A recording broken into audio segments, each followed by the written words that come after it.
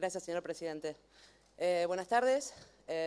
Tal como varios de los expositores que me precedieron esta mañana, soy abogada, egresada de la Pontificia Universidad Católica Argentina y vengo a exponer en representación de la Campaña Nacional por el Derecho al Aborto Legal, Seguro y Gratuito, de la Federación Argentina LGBT y de la Coalición Argentina por un Estado Laico.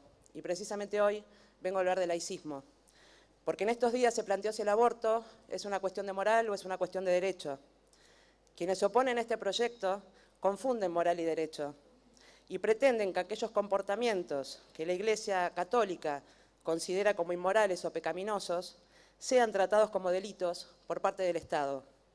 Del otro lado, estamos quienes consideramos que el Estado laico es el único que permite la convivencia pacífica entre quienes tienen distintos planes de vida y distintas opiniones. El Estado jamás debe imponer una moral determinada a toda la ciudadanía. El derecho no es el brazo armado de ninguna moral religiosa. En cuanto a la ciencia, hay quienes se oponen a este proyecto pretendiendo hacer decir a la ciencia lo que la ciencia no dice. Si en pleno siglo XXI no hay acuerdo en la comunidad científica sobre cuándo comienza la persona humana, es simplemente porque es incomprobable empíricamente. Es el derecho el que lo determina a través de convenciones.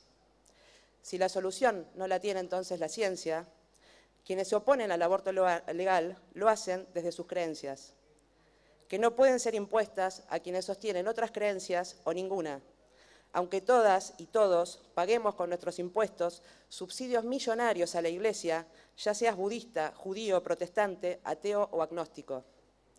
El posicionamiento de la Iglesia Católica y gran parte de las evangélicas contra todo avance en materia de género y de diversidad sexual es claro y conocido. Es responsabilidad del Estado tomar distancia de las posturas clericales al definir sus políticas públicas. Por eso nos preocupa mucho que al mismo tiempo que se abrió este debate, comenzara a debatirse el proyecto del Poder Ejecutivo Nacional sobre libertad religiosa.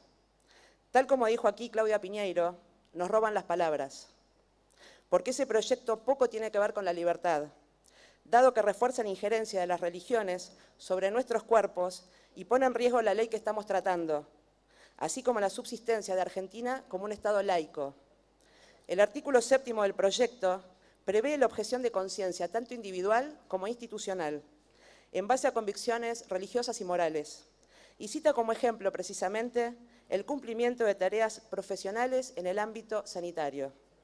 De sancionarse esta ley, un establecimiento educativo podría enseñar la teoría creacionista, negarse a enseñar los contenidos de la Ley de Educación Sexual Integral, negarse a recibir niños o niñas trans, negar el ingreso a hijos o hijas de dos personas del mismo sexo.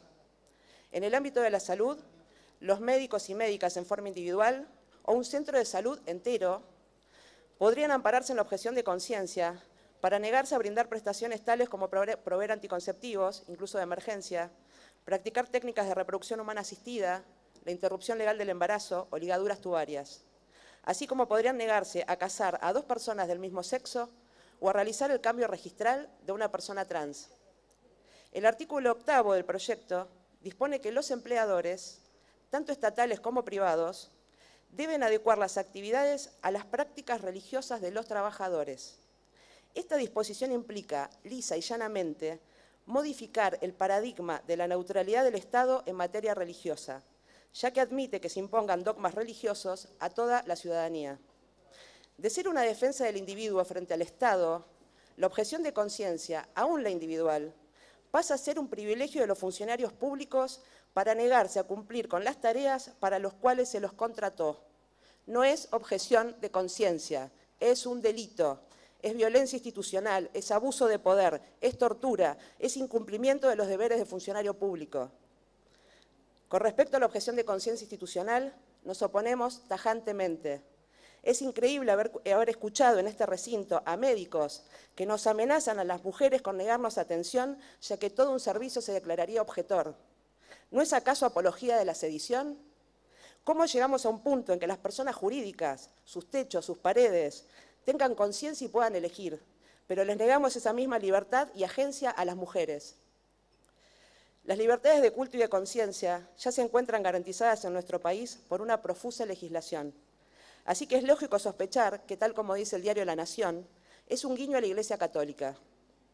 Así como no existen mujeres más o menos embarazadas, las políticas públicas o son laicas o son clericales.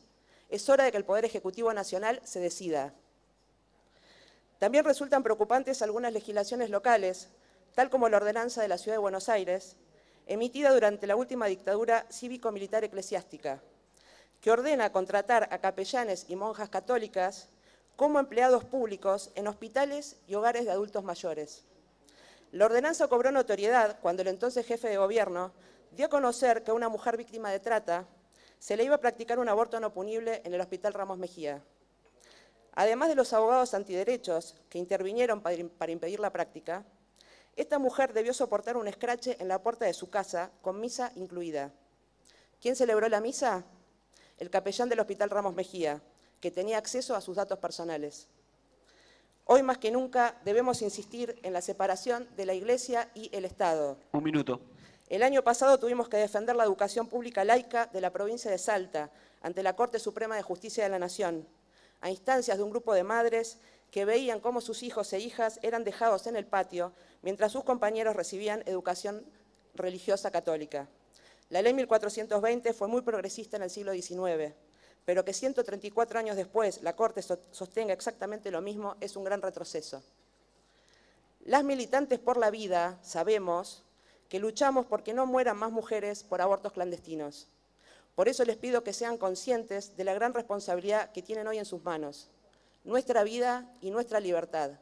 Señores diputados y diputadas, no los votamos por sus creencias religiosas, que son respetables, pero deben permanecer en la esfera privada. No necesitan recurrir a textos sagrados para resolver esta situación. En la Constitución Nacional, sobre la cual juraron, van a encontrar todos los elementos necesarios para votar a favor del aborto legal, seguro y gratuito. Muchas gracias.